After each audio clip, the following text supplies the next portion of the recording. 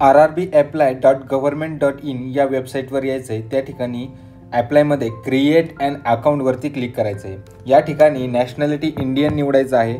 या ठिकाणी तुमचं संपूर्ण नाव जसं 10वीच्या मार्कशीटवरती नाव आहे सेम ॲज इट इज, स्पेलिंगसुद्धा सेम कॅपिटलमध्ये या ठिकाणी तुम्हाला फिल करायचं आहे. रिटाईपमध्ये तेच नाव तुम्हाला फिल करायचं आहे. या ठिकाणी संपूर्ण जन्मतारीख तुमची टाकायची आहे. रिटाईपमध्ये जन्मतारीख तीच टाकायची आहे. त्यानंतर मेल असाल तर मेल, फिमेल असाल तर फिमेल, खाली वडिलांचं नाव आणि खाली आईचं नाव. आईचं नाव हे आपल्या 10वीच्या मार्कशीटवर आहे तेच टाकायचं आहे. या ठिकाणी खाली आल्यानंतर ईमेल आय डी आपला संपूर्ण टाकायचा आहे. त्या ईमेलवरती OTP येणार आहे. खाली मोबाईल नंबर टाकायचा आहे. मोबाईल नंबरवरती सुद्धा एक OTP येणार आहे, तो या ठिकाणी फिल करायचा आहे. खाली संपूर्ण आधार नंबर टाकून जनरेट आधार OTPवर क्लिक करायचं आहे. या ठिकाणी आधार OTP टाकायचं आहे आणि व्हेरीफाय करायचं आहे. या ठिकाणी लक्षात असू द्या, तुम्हाला आधारला मोबाईल नंबर लिंक असायला हवा. तुमच्या आधारला मोबाईल नंबर जर लिंक नसेल तर जवळच्या पोस्ट ऑफिसमध्ये जा आणि आधारला नंबर लिंक करून घ्या. 3 दिवसात आधारला नंबर लिंक होऊन जाईल. जर तुम्ही CSC सेतूमध्ये गेले तर कधी कधी 15 दिवस 45 दिवस सुद्धा आधारला नंबर लिंक होत नाही. पोस्ट ऑफिसमध्ये 2 ते 3 दिवसात आधारला नंबर लिंक होऊन जाईल. साइन अप झाल्यानंतर पुन्हा एकदा लॉग इन करा. या ठिकाणी ॲप्लिकेशन ऑनलाईन ॲप्लिकेशनमध्ये क्लिक केल्यानंतर तुम्हाला कोणत्या RRBमध्ये फॉर्म भरायचा आहे या ठिकाणी तुम्हाला डिव्हिजन निवडायचं आहे. त्या ठिकाणी संपूर्ण आधारची जी माहिती आहे त्या ठिकाणी इथे येणार आहे. मग तुम्हाला या ठिकाणी मॅरिड, अनमॅरिड, जर तुम्ही कोणत्या विशेष म्हणजे कोणत्या लँग्वेजमध्ये तुम्ही एक्झाम देणार ते या ठिकाणी निवडायचं आहे. आणि तुम्हाला या ठिकाणी व्हिजिबल मार्क म्हणजे तुमच्या शरीरावरती काही रिमार्क आहे का, मोल ॲट राईट हँड, जसं की या ठिकाणी टाकायचं आहे. कम्युनिटी निवडायचं. जर तुमच्याकडे OBC वगैरे सर्टिफिकेट असेल तर त्या सर्टिफिकेटचा नंबर आणि तारीख हवी असते.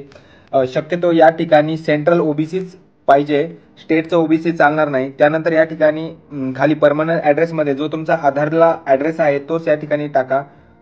त्यानंतर या ठिकाणी सेव्ह बटनावरती क्लिक करा. नंतर नेक्स्टवरती क्लिक करा. या ठिकाणी तुम्हाला माहिती भरायची. एक सर्व्हिसमॅन असेल तर S करा.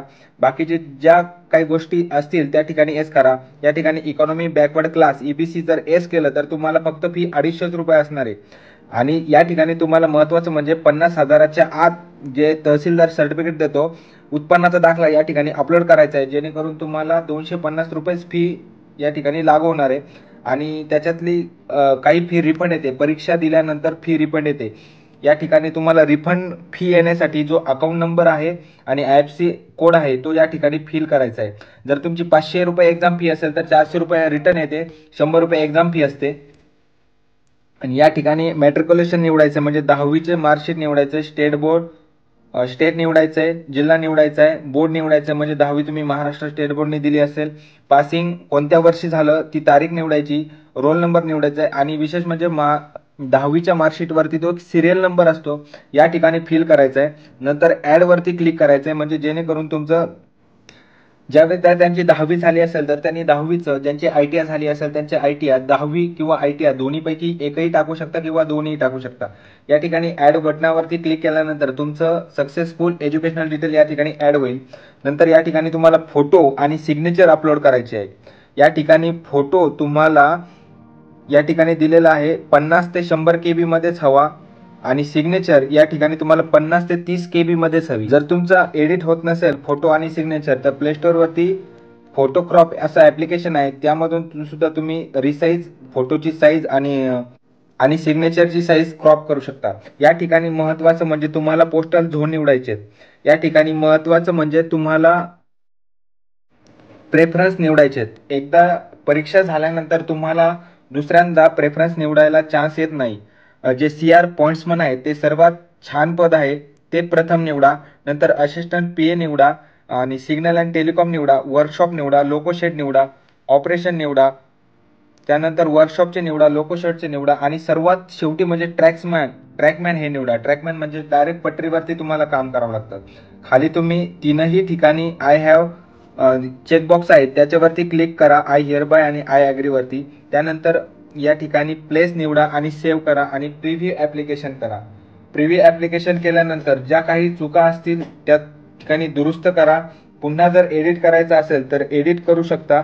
या ठिकाणची फोटो आणि सिग्नेचर बरोबर आले असेल तर पुढे बटनावर क्लिक करा. नंतर पेमेंटचा तुम्ही ATM कार्ड, डेबिट कार्ड किंवा फोनपेने सुद्धा पेमेंट करू शकता बारकोड स्कॅन करून. या ठिकाणी UPI निवडा, QR कोड निवडा, पे नाव वरती क्लिक करा.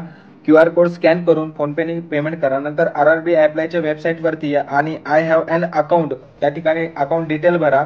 डोळ्यावरती क्लिक करा. तुमचा फॉर्म या ठिकाणी या फॉर्मची प्रिंट ठेवा आणि आपल्या स्वतः जवळ जपून ठेवा. भेटूया पुढील व्हिडिओमध्ये. तोपर्यंत नमस्कार.